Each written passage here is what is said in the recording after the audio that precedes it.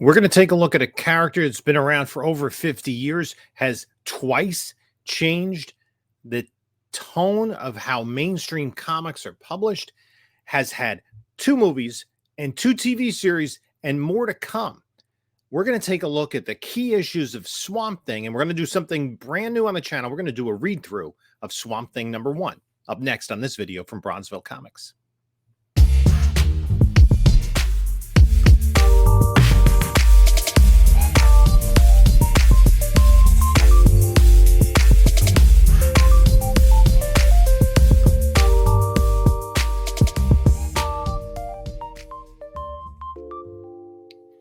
Hello, panelologists. This is Jim from Bronzeville Comics coming to you with another video. And before we get started, please like, comment, subscribe, do all that great stuff. Check out the description for my email.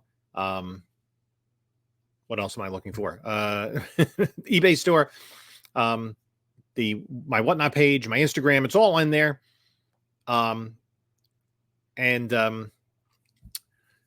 We have some news coming up. If you're watching this and you're anywhere in the New York area, this Saturday, from 9 to 2 o'clock, Streetside Anthony is going to be hosting a comic book sale. I'll be there set up. All things, God willing, that things work out. Erod's going to be there. Tom Kenobi, Ian Jane, Lone Wolf Comics. So it's going to just be a great time. Even if you don't buy anything, if you're in the area between 9 and 2, stop by and talk comics, have fun. I'm sure there's going to be something you'll find. There'll be some great deals there. So let's talk about Swamp Thing, right? So Swamp Thing was created by Len Wein and Bernie Wrightson and first appeared in House of Secrets #92, cover dated July 1971. This is a huge early Bronze Age key. It's a 15-cent book, a hard book to get in grade because of the dark colors on that cover. Now, one note is you can see Wrightson 71 down here. Louise Simonson, the future Louise Simonson, I can't remember her maiden name off the top of my head, was the model for this. A lot of the comic creators, the young ones, and Wein and Wrightson were both in their early 20s when this book came out. I think they were both 23, maybe even 22 years old in Wrightson's part when this book came out. But this was a little bit different. It didn't take place in current day. It took place in the past, and it was meant to be a one-off. They didn't expect it. Now, this book, hard to get in grade. You can look the last sale of a 9.8, which was just a month and a half ago, almost 2 months ago, for $58,800. And you can see you're going to have to pay for a high-grade copy. You're going to have to pay thousands. You could probably, if you want to spend like about $1,000, you're going to get somewhere in the 4, 5 to 5 range. And even a low-grade copy is going to cost you several hundred. This is a book on my want list. It's been on my want list for a while, and I'm just waiting to find the right book, right deal. Maybe I'll get lucky. I found a Swamp Thing one at the flea market. I did pay a decent price for it. But this is a major DC Bronze Age key from 1971. So the reaction to the book was so favorable that DC decided to give Swamp Thing his own series set in present day. And Swamp Thing #1 came out in November of 1972. Wein and Wrightson were both working on it. And you can see a 9.8. Last sale was back in February for $4,080. And this is a bit more affordable. $252 to get an 8.0. And you can get a decent raw copy for somewhere in the $100 range. Probably if you have $100, you probably get a mid-grader, but it is a key. Now, this particular volume of Swamp Thing ran for 24 issues. And all of the early issues, the first 10 issues, were all the issues that had art by Wrightson, and some of the covers are just phenomenal. With 24 total issues, it's a fairly easy run to complete, and the post-Wrightson issues are very inexpensive. They're just basic run fillers for mid-70s DC. So you can probably get them, a decent copy for $5, maybe $10 at most. But the Wrightson covers are sought after. So we have number 2, which is the first full appearance of Anton Arcane. And again, all these are rights and covers. You see a 9.8 sold back during the boom for $885. It would be less than that today. But still, most recent high grade sale, a 9.0 for $119. You're going to have to pay 40 something for a good copy. Number 3, which is the first cover appearance of Abby Arcane. That a 9.6 just sold for $371, a 9.2 for $159. Probably about the same price, probably in the $40 range for a decent copy. Issue number 4. A little less expensive. A 9.2 for $90 recently. But some of the covers are very sought after. This is one of my favorite covers. I love issue number 1. This is in my top 3 rights and covers on the run. Issue number 5. You see a 9.6 just sold for $365. Again, mid-grade copies around $20. So it is a little more attainable. Number 6, this robot cover. Again, mid-grade copies, probably in the $15 to $20 range. Most of these rights and books, if you want a 9.0 graded, you're probably going to have to spend $100 or more. And then this is a big key issue, number 7, where he crosses over with Batman, which puts Swamp Thing in the DC universe. And that one is a little more expensive. A recent sale of $13.80 and a 9.8. But again, $100, you're going to have to pay closer to $50 for a decent copy. And if you want higher grade copies, you're going to have to maybe get close to $100. Again, a 9.0 just sold for $104, or $105. So that is, but the Batman crossover brings in a whole new group of fans. Issue number 8, a 9.6 for $149. That's probably the cheapest issue. This would be in my top 3 covers along with number 1 and number 5. Classic cover by Wrightson. 9.6 just sold for $210, but again, not that expensive. Relative to the other books. And then Wrightson's last issue on the series was number 10. There are people that will collect the first 10 issues. This one a little more affordable, but again, for a high grade copy, you're going to have to probably spend $100. But you can get, a very fine just sold for $27. It is a reasonably affordable if you want to get those first 10 issues. Some people seek them in very high grade, harder to find in high grade. So again, the series kind of carried along. There was a lot more interaction with the DC universe as the series went along. I think he had a crossover, with the Challenges of the Unknown. And then the book was canceled, and he was kind of in the mothballs for a while. I believe he had an appearance in DC Comics Presents. And then, kind of out of nowhere, he was given a new title, Saga of the Swamp Thing. And this is from May of 1982, cover date. And one of the interesting things about this was a book that I put on my pull list when it came out because it was a number 1. This and Fury of Firestorm came out the same month. And I'm like, yeah, put it on my pull list. I was just I had more money. I was in high school at this time. I was probably earning a little bit of cash. So I was throwing it into comic books. Who knows? I was investing. They're worth more cover price now. That's for sure. But this is a book that is, high. You probably could get a high grade copy for less than $25. Again, no recent sales of a 9.8 according to cover price. But one thing that's interesting, and we'll jump into this, annual number 1. Swamp Thing annual number 1 is the adaptation of the Embassy Pictures film. This was a film from 1982, starring Adrienne Barbeau as Abby Arcane, also starring Louis Jourdan, and directed by Wes Craven. And it also starred Ray Wise, who some people may know from Twin Peaks.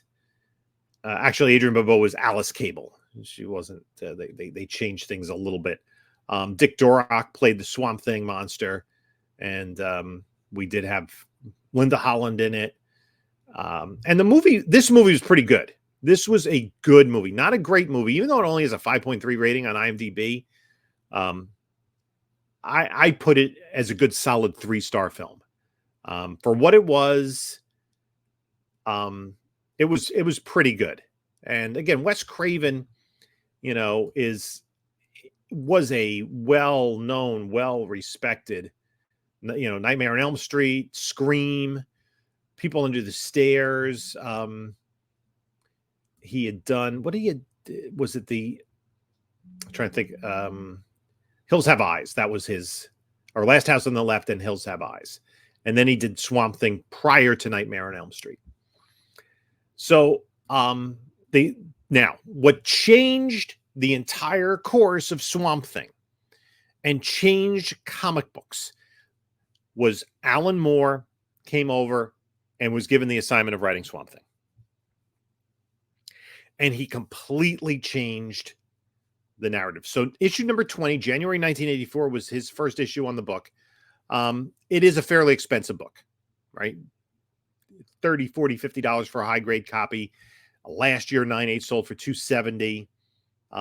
So that is an important book because it's his first work on Swamp Thing.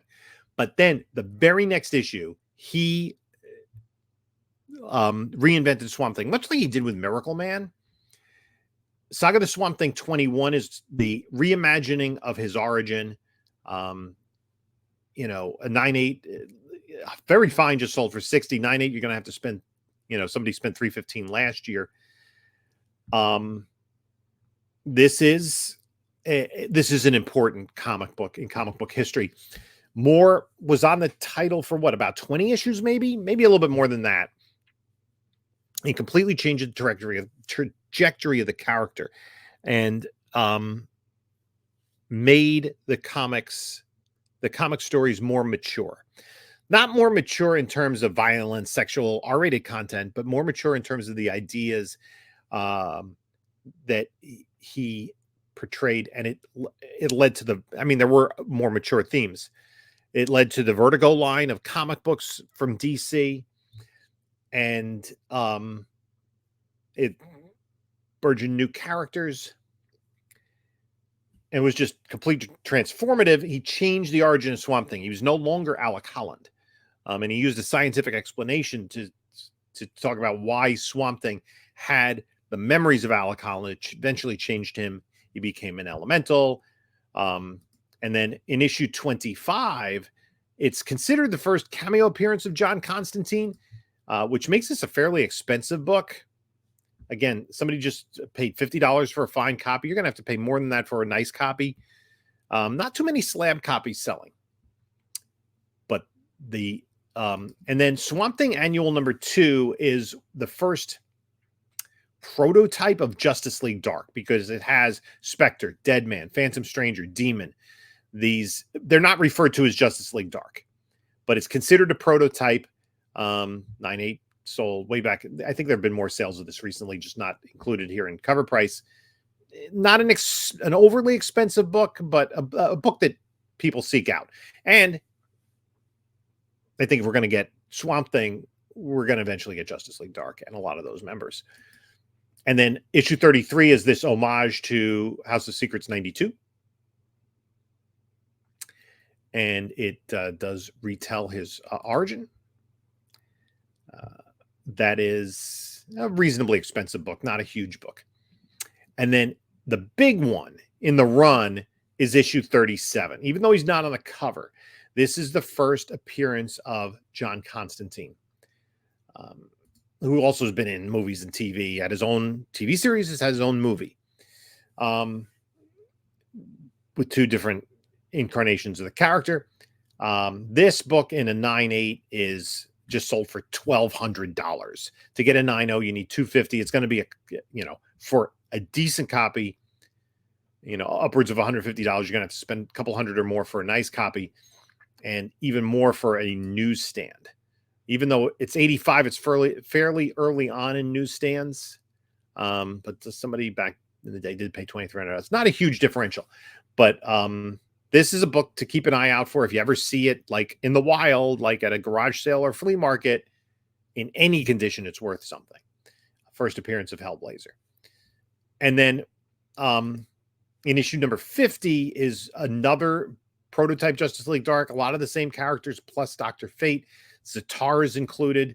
And this is the first appearance of the Justice League Dark. They're not referred to. Justice League Dark does not officially appear until Justice League Dark #1 during the New 52. But this is kind of like Submariner 34 as a prototype of the Defenders. And then again, $120 just recently for a 9/8, $20, $30 for a high grade raw of issue number 50.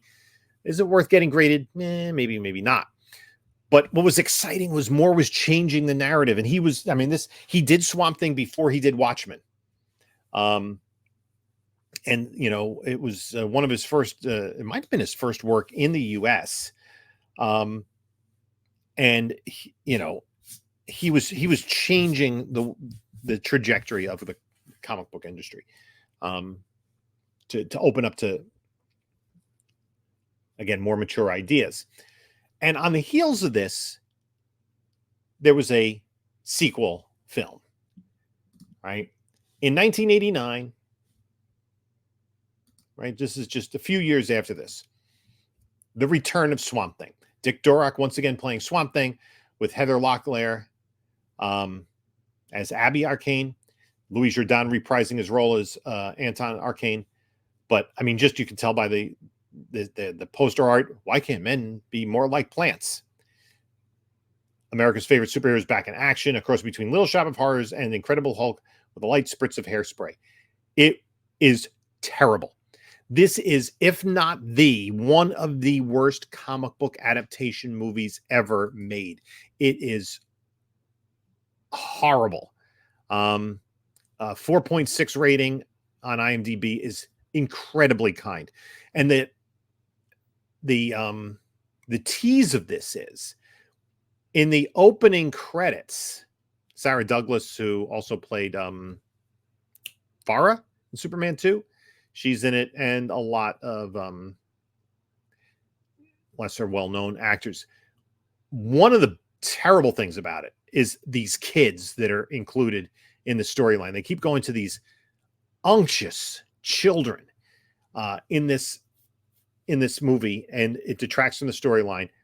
Heather Locklear is Heather Locklear. She's an attractive woman. Her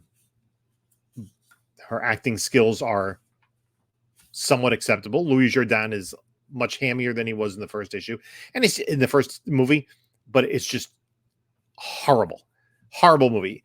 I actually have to admit, I've seen Return of Swamp Thing in theaters twice. And I was saying about the opening credits, they're showing art, Bernie Wrightson art. They're showing John Totleben art from the Alan Moore run. And you're like, wow, Alan Moore just did this great run on Swamp Thing. We're going to get this movie that is, really going to propel the character forward from the first film.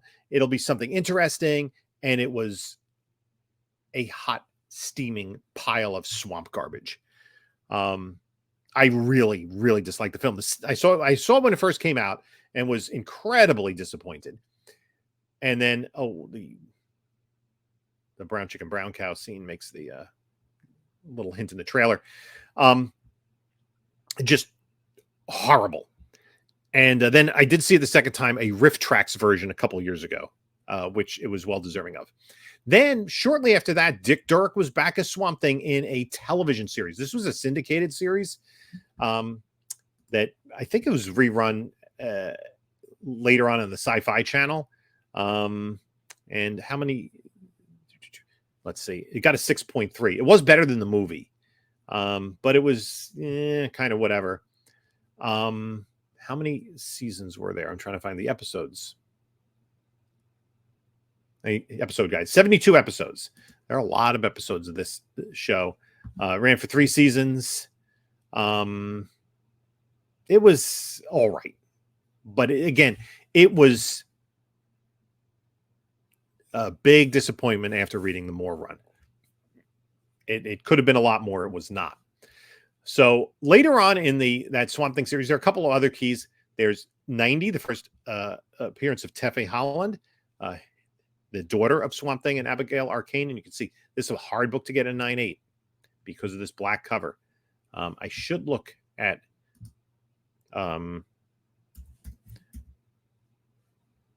Swamp Thing 90. I want to take a look at the census on this. This is a book that James from Mint Hunter keeps talking about. Now, one of the questions is, yeah, there's only 26 of these graded, and 9 of them are 9.8s. They go all the way down to 8.0. There have only been 2 sales of a 9.8, one for 500 and one an accepted offer more recently of 375. I don't know if GP Analysis has more information. One thing about if you're pricing out books, you should use all these tools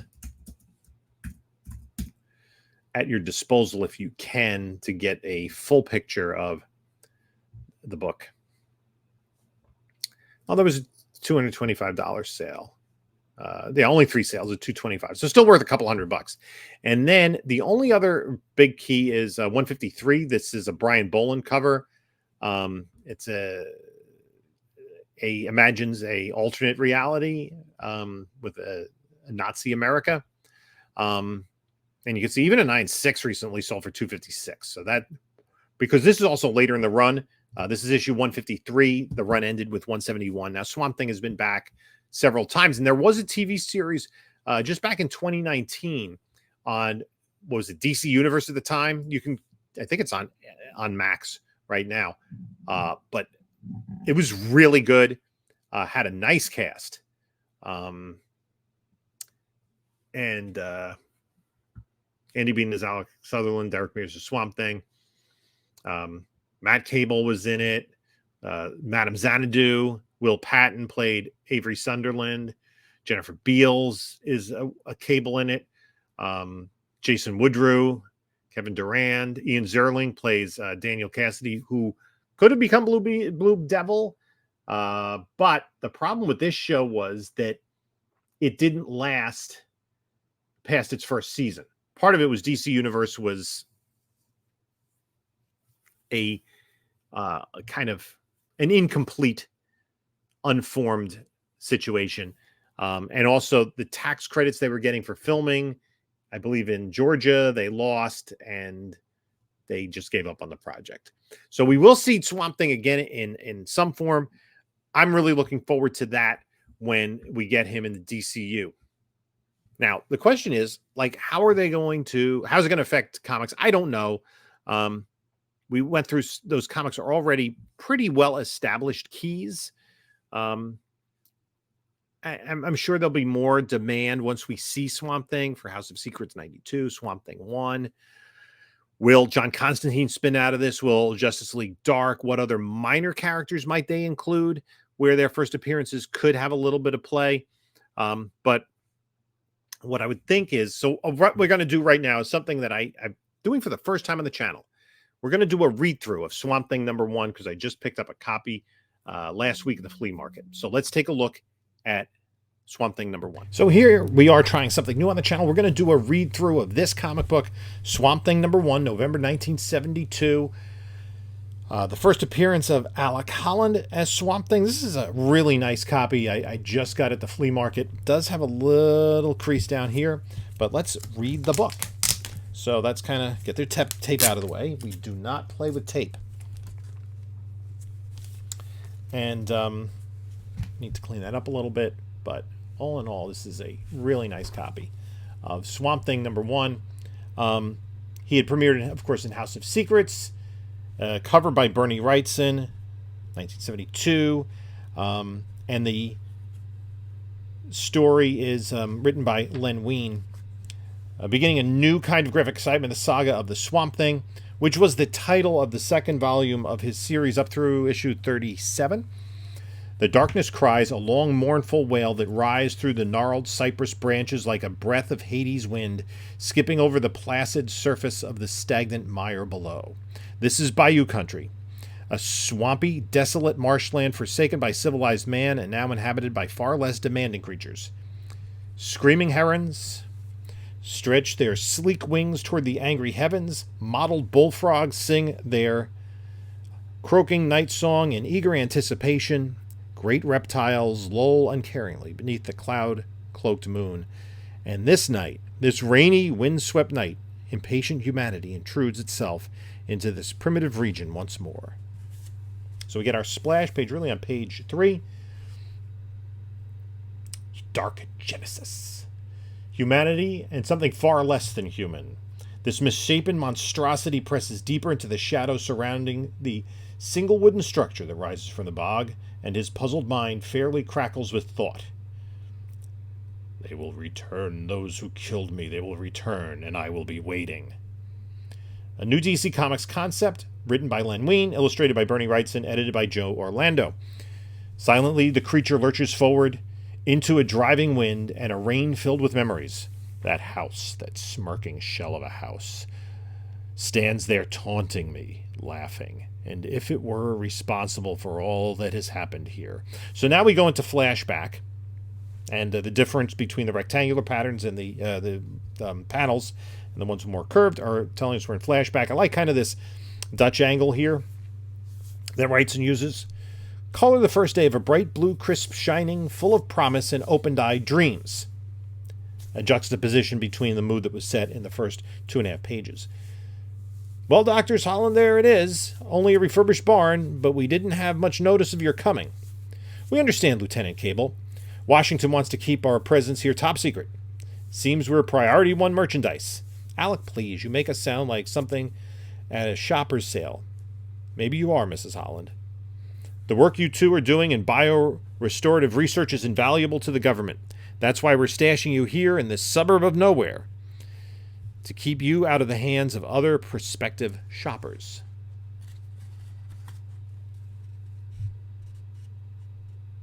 Again, this perspective here on this page that Wrightson uses, and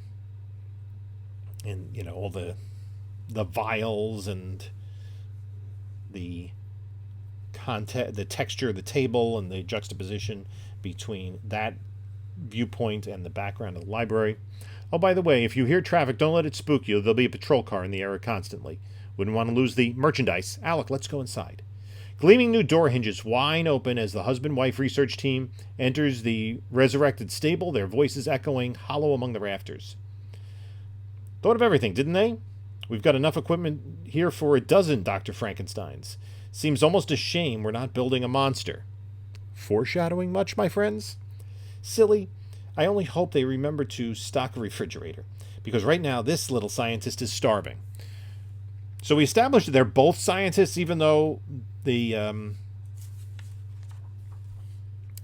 this is Lieutenant Cable, Matt Cable, who becomes an important character as the stories go on, refers to him as Doctor and her as Mrs. Evening, a few days later, and the project is well underway. Well, sweetheart, what do you think? Are we ready to try it? Theoretically, yes, but I wouldn't want you to quote me. I hate to be proven wrong. Well, if we're right, larger quantities of our chemical will be used to create gardens out of sweltering deserts, and that is definitely worth the effort. Well, can I quote you now? The compound worked better than... Uh-oh, old Matt Cable at the door. We'd better let him in, Linda. Dr. Holland, my name is Ferret. My associates and I would like a word with you if we could, in private. Yeah, the guy's name is Ferret. That's not going to be good news. Okay, our spine a little bit. Hold on, friend. There's supposed to be a car patrolling this area. Just how did you and your cronies get past? Please, Dr. Holland, we have more important things to discuss. We three represent a private organization interested in purchasing your biorestorative formula. So interested, in fact, that we've been authorized to offer you a blank check for the exclusive rights. And if I were you, Dr. Holland, I'd accept our offer. But you're not me, friend, and our formula isn't for sale. Perhaps you can be convinced otherwise, Doctor. Bruno, convince the gentleman. You better save the convincing, Ferret, because we've got company. There's another car coming up the road. Hate to cut our little chat short, Doctor, but we really have to run. Why don't you think about accepting our generous offer? You would all save us a lot of trouble if you do. We'll be seeing you, Dr. Holland, soon. Then we got a Kenner's, whatever this is, ad. Herc Action? What the heck is that? That's what he said. Like, literally. I think this is like Hercules going through Roman columns on a something that's a cross between a chariot and a lawnmower, it looks like. Souped up. Anyway, back to Swamp Thing. The sound of one car motor dies away to be replaced by the roar of another. Then, Cable, it's about time you got here. Sorry I'm late, but the patrolman thought he saw an unregistered car in the area. We were checking it out. Well, you should have checked here first. 3 very unfriendly people were just here attempting to buy our formula. What? And you let them get away? You should have notified the patrol guard immediately. Afraid we were a trifle busy at the time, Lieutenant. Yeah? Well, let me tell you something. That conversation we had about you two being merchandise was no joke. You're commodities, Doctor. You and your wife to be bought, sold, or traded by whoever can manage to own you. When you're finished here, Doctor, the country that controls your formula will be able to control the world. Think about that. Think about how many people would do anything to hold your secret in their hands. And think about how many people would rather see you dead than let your enemies have your formula. Remember that, Doctor. They'd rather see you dead. Next time you open that door, you'd better know who's behind it.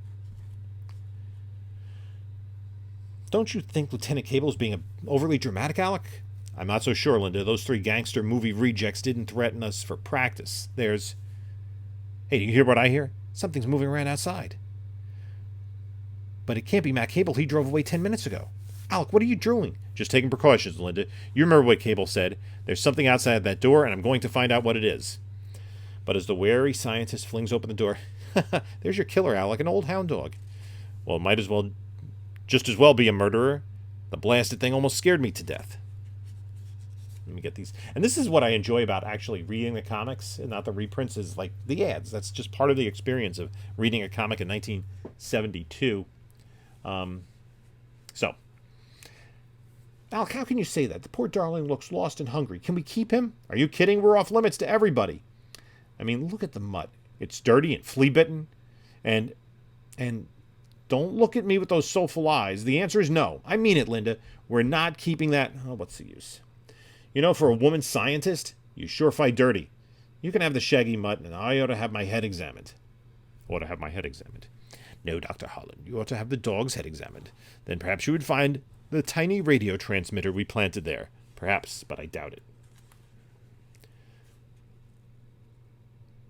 Louisiana Blue to Mr. E, reporting as instructed. The Hollands have taken in the dog as expected, enabling us to monitor their lab at all times. Everything proceeding on schedule. Splendid, Agent Blue. You have done well. As soon as the good doctors complete their experimentation, you know what must be done. Send Ferret around to see them again with a repeat of our offer. If we can get the formula without any difficulty, all well and good. But if not, the Conclave has many enterprises that would be jeopardized by outside use of that compound. Thus, if we can't have it, nobody will. The Hollands and their formula must be destroyed. He's like a pet monkey. Again, you know, this is one of the, like, Wrightson's strengths, is this perspective, the mood setting of the, when he's given the space in a large panel or a splash page to do that, really set the atmosphere. But when Ferret and his cohorts attempt to renew their offer, but Dr. Holland, we came to you in good faith. Save for the boys in blue, Ferret. My wife and I will sleep a lot better knowing the 3 of you are behind bars. Sorry, we can't accommodate you, Doc. Bruno, take him. Walk, Ung. He will not bother us, Ferret. Swell, we can plant our little surprise package and get the heck away from this dump. Agreed. I want to be miles from here when our gracious gift blows. For a time, darkness reigns, and when Dr. Alec Holland crawls out of the shadow land at last. Feels like they dropped a mountain on my head. Hey, seems my playmates have decided to skip out. I wonder why they... Oh, dear God, that thing is ticking. Got to try to defuse it before crack, click.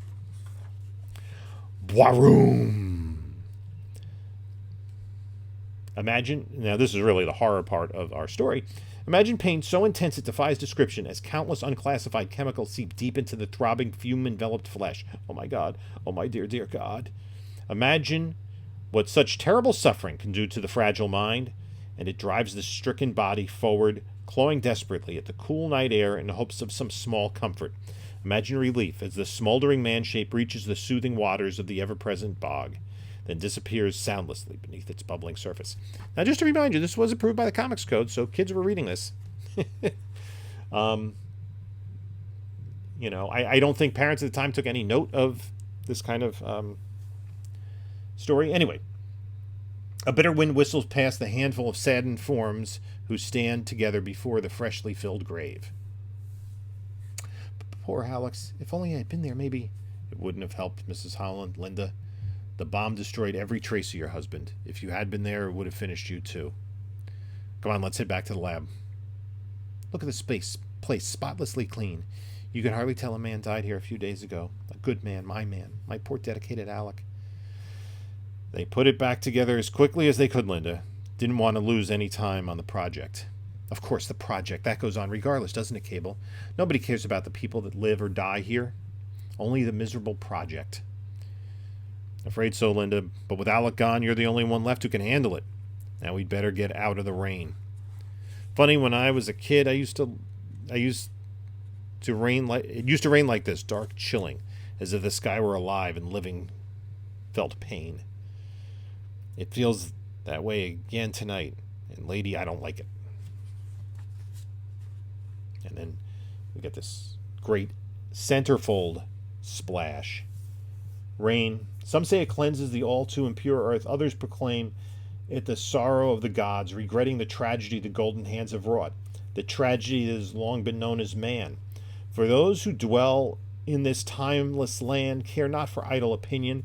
They are contented to bask in the teeming torrent until something sudden disturbs their repose, something that claws its way out of the gasping mire and into the light once more, something that pulls itself upright on unsteady legs, searching its cloudy mind for a fragmented memory, then pauses, studying its gnarled, misshapen hands, examining the clusters of roots, the crumbling chunks of moss, and in that frightening, mind-shattering second knows what it has become. A muck-encrusted, shambling mockery of life, twisted caricature of humanity that can only be called... And I want to pause for a moment and notice something interesting here. Right, we're in the centerfold, and we're on page 14 and 15 of the story. Really, in the first half of the comic, there are only 2 ad pages. And I think that was established so that this full-page Swamp Thing would get the centerfold. Then we get a Stratomatic ad, Swamp Thing. But travesty... though it may be, the creature breathes and thinks. Must be logical, must gather my thoughts. Explosion should have killed me, it didn't. Why? The formula, biorestorative on the table when it blew. I said it could make forests out of deserts, and it did. Chemical mingled with my flesh, reacted with swamp ooze, turned me into what? The lab still stands and lights are on. Linda will be there. She'll know what to do. She'll help me. Determinedly, the monstrosity lumbers closer to the barn, close enough to see that reflection in the glass. Can't be. Arg! Strange. Could have sworn I heard something out there. Probably just the wind in the cypress trees, but I'd better watch it. I'm letting those childhood nightmares get to me. Next thing you know, I'll be seeing boogeymen and bug-eyed monsters. Couldn't let Linda see me not the way I am. Better to stay in the shadows and keep watching the house. They will be back, the ones who thought they killed me. Ferret and the others will be back, and I will be waiting. Wait, you silly dog, come back here. Oh, save your breath, Linda. It can't hear you. Got a flea in its ear, I guess. I'll go fetch it, but I want you to bolt the door behind me while I'm gone. Run, dog, run. Follow your master's voice. Unaware of the silent commands drawing the hound onward, Matt Cable moves through the downpour in determined pursuit. You stupid mutt, where are you? Come back here before you kill yourself. These bogs are in this area. There are bogs in this area. They... Listen to me, trying to rationalize with the dog. I'm going, snapped. Huh? Unless that pooch has started wearing size 12 work shoes, there's somebody prowling around the lab. And if I figure to earn my salary, I better find out who it is. But as the security officer returns to the lab, crack. Sorry, mister, but Bruno has his orders. That noise outside. Cable's at you. Did you find the dog? Who? Crump. Afraid your friend isn't going to find anything for a while, little lady, but that's okay. Because right now, you and I have things to discuss alone. Alone, and dare a more terrible word. All this waiting alone, no one to talk to. And if I talk, that is, I wonder if there's something out there in the bog. Linda's dog, sinking in the mire. Hold on, little one, I'll get you. Blam! Wouldn't want Linda to lose you, too. She'd... No. Linda, my Linda, if they've hurt you. The lab, got to get back to the lab. Maybe it's not too late. But when the shambling monstrosity bursts into the silent structure, Linda! another great splash page. Kind of Action Comics 1-esque here. Linda, it's my fault. If only I hadn't gone for the dog. If I hadn't turned away. Then the roar of an automobile churning down the road cuts through the silence, and the massive man-monster answers its growling call. Stop! Ferret, what is that thing? Don't ask me, Bruno. Just run it down. Stop! I said stop! That's a really, a lot of great detail. And what Wrightson does in here, I guess, there's kind of a time saving in that he's drawing a full page, but he's really add the detail. And, these full page illustrations really set the atmosphere for the whole story. Them again, Ferret and his friend, the ones who killed me and my Linda. That monster's not human, not human. Not human? No, I'm not. And you are the ones who made me that way. No. Fragile bone and cartilage shatter beneath the weight of the moss-encrusted fish end. It's finished, Bruno, and it won't get me. All right, you filthy monster, turn around and face me. I want to see the look in your eyes when you die. Blam. Come on, monster, die. Why don't you die? Blam, blam. Die, die, die, die. Blam, blam. Click. Oh, my God. And when Ferret's screaming is finally stopped, Swamp Thing is taking no prisoners here. He doesn't have one of those Superman, Batman, no-killing rules. You can't kill a dead man, Ferret. And the man I was is most definitely dead. Oh, you don't know the half of it, Alec. Just wait until Alan Moore takes over. Maybe it'll rest easier now, Lena. Maybe we both will. Blam, snick, hunk. Huh? It's Cable, that blasted fool. Okay, you thing, hands high. You're under arrest for murder, and you're coming with me. No, Cable, I'm afraid not. Much as I want to, I can't go with you. And Lord help me, I can't take you with me. Come back here, you monster, come back. All right, monster, you got away from me this time, but we'll meet again. And next time there'll be nobody to slug me with a shovel. Next time I'll get some answers. You hear me, monster? Do you hear me? I hear you, Matt, but I have no answers to give. Dr. Alec Holland had all the answers. He was an intelligent man, but Alec Holland is dead, and in his place stands only a Swamp Thing. While countless miles away in a tower top of the world... There, my pets is the one we have been searching spent years searching for. There is the one I must have. Fetch him, my pets. Bring him to me. Next issue, The Man Who Wanted Forever. And then we got Swamp Things, a text page introducing, I guess, probably written, I don't know if this is written by Orlando or Ween. Welcome to the world of Swamp Thing. A creature less than a man, but more than a monster. Is he a man? Is there a sign of humanity beneath the hulking form that lumbers haphazardly through the fetid swamplands? Or is he a monster, unfeeling, unthinking? What was once a man no longer exists. In its place is the creature, but within the creature still lies the man, altered in both mind and body, but still conscious. The question is, however, will the creature eventually control the man, or the man the creature? That is Swamp Thing, an enigma, a puzzle wrapped within a mystery, and he waits for you to unravel the bits and pieces to make him what he is. We think you'll find Swamp Thing a different kind of book, a book that pierces through the vague shroud of the normal realm and enters the world of the foreboding. Where your mortal heroes fear to tread, Swamp Thing plunges through. Where reality seems to bend, Swamp Thing is there. Where earth and hell converge, Swamp Thing thrives. Be with each issue, Swamp Thing opens unexplored worlds and trespasses beneath the shadows of the mind. Swamp Thing was created by the slightly warped minds of Len Wein, Bernie Wrightson, and Joe Orlando. For fans of House of Mystery, his name may be remembered. It was House of Secrets. That's fine. They weren't always correct here.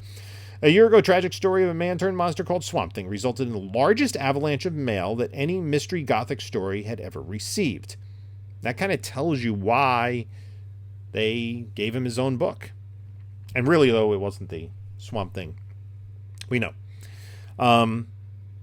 Lavish praise was heaped upon the story and art, and well-deserved it was. The story received such wide appreciation that ACBA, the Academy of Comic Book Arts, had nominated for a Shazam for the best story of the year. By the time you read this, decision on the winning story will have been announced. Whether or not Swamp Thing is the winner, we are still pleased that it was considered among the best stories for 1971. But who are Len Wein and Bernie Wrightson? What kind of persons are responsible for the effort that has gone into the book such as this? This, then, is the story behind the creators. Len Wein was born in the Bronx on the 12th of June, 1948. I would have made him 23 when Swamp Thing premiered in 24 when this book came out. He lived most of his early childhood until he was about 6.5 when his family picked up and moved to Levittown, Long Island. Len Wein went to school in Levittown whenever he was up to it, that is. Not that Len played hooky, it's just that he was always in the hospital for one reason or another. It was during one of these stays in the hospital, his father bought him a stack of comics, almost as tall as he was, and began reading them. He was about 9 at the time. He was immediately addicted to them.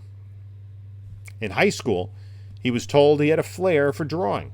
And from that moment, he decided he was going to become a comic book artist. He enrolled in the famous art class for cartooning, and when he graduated high school, majored in advertising art at Farmingdale State College. While in Farmingdale, he met a girl by the name of Glynis Oliver. More on that later. During his stay at college, Len met another comics fan, Marv Wolfman, and the two began a team up. They decided to break into pro comics together. They're spelling comics with an X, interestingly. Beginning with an awful story for a monster magazine called The Castle of Frankenstein. From there, they went up to the National Comics, DC. As their styles developed, the team split up. Len went to write The Phantom Stranger, Hot Wheels, Superman, Justice League, Star Trek, and many other comic stories. Oh yes, Len married Glynis Oliver, remember her, in March of this year. They reside in Queens, New York, with their 2 cats named Nudge and Kvetch. For those who are interested, Glenn Wein also works at National as the top member of the production team. And again, this is 1972, and DC was still known as National Comics. And that's indicated in the indicia. Bernie was born in Baltimore, Maryland in October 1948. He remained there most of his life, moving to New York during the summer of 1968. So he was the same age. They're born just several months apart. Bernie writes and being a little bit younger. So they're both like 24 years old, 23, maybe even 22 when they were doing the work on the original Swamp Thing story. Bernie was a comics fan as a kid and especially enjoyed reading the great EC line of comics. Asked why the ECs interested him so, Bernie replied that he liked them because he knew it was doing something he really shouldn't be doing. It was the Gothic comics that particularly interested Bernie, and perhaps the reason may be that his home in Baltimore is located directly across the avenue from a cemetery, where, rumor has it, he spent many a night prowling among the tombstones. Bernie always had an interest for art, though he never went to art school or took any special art courses. It was at the age of 11 or so when he first felt he put lines together well enough to become an artist. Asked who his idols in the art business are, Bernie mentioned Frank Frazetta, Joe Kubert, Howard Pyle, and N.C. Wyeth, among others. Bernie enjoys drawing girls, and reading, particularly the Edgar Rice Burroughs adaptation by National, which he calls the most significant thing to happen in comics in 10 years. That was DC had acquired Tarzan comics, and Joe Kubert was drawing them, which is kind of interesting that he held those books in such high regard. Published them beginning mid-1972. When asked if anything he would like to say to the readers of Swamp Thing, Bernie said, "Tell them to buy Bad Time Stories." For those in the know, Bad Time Stories is a collection of stories especially written and illustrated by Bernie Wrightson for that book. It comes highly recommended. Now, what do you think of Swamp Thing? Send your letters to Swamp Things, National Periodicals Publications, Inc., 909 3rd Avenue, New York, New York, 10022. So that is Swamp Thing 1. And I'm really excited about this copy. And I wanted to read it because I probably will submit this for grading. Clean and Press, it does have a little bit of discoloration back here. But we'll see what we can do to clean that up. Yeah, it's here too. I don't know if it's... doesn't look like... maybe it's a little bit of tanning. So we'll take a look at that. But that is... let me know what you think about this idea of a read-through of a book. Do you like it, or is it just too much time spent doing that? But it is kind of fun to go through this classic comic book, important comic book, and we're talking about Swamp Thing. So really, I love this particular book, the run, and it is right in my wheelhouse, the DC 1972 book. Let me know what you think of this idea. Do you want me to continue it, to do more of these? Is it too time consuming? Or did you enjoy it? I kind of enjoyed it. It gave me the opportunity to read the book and look at it a little more thoroughly. A nice key. And, it's just fun to read the original material. We talk so much about the values and the collectability and the slabbing. It's really about the stories the art, the cover art, the interior art, the characters. That's what, for almost all of us, got us into comics in the first place. And we developed a connection with the characters, and we've continued with it. I'm excited about the prospect of the TV series and what it's going to lead to, because I don't think it's going to be a standalone. And I think hopefully other mystical characters, and maybe the Justice League Dark will come out of this. People are speculating Deadman, Demon, Phantom Stranger, Madame Xanadu. Who knows? But it'll be fun to take the ride, and we'll get updates as we go along, see which books pop because of characters appearing. But I'm interested in the narrative. I really want to see that Swamp Thing TV series. I would recommend the first film and the second TV series. If you're in the mood for a bad film, the second film with Heather Locklear it's a bad film. I mean, listen, you got Steel, you got Catwoman, you got Batman and Robin, you got Superman 4. There's some bad comic book adaptations. Is this the worst? It's close. And maybe it was because of the possibility of where the comic book series had just gone and then where this went some completely different, terrible direction. Anyway, I'd like to thank you all for stopping by. If you enjoyed this, you can take a look at a couple of my other videos here. And this is Jim saying until next time, enjoy your comics.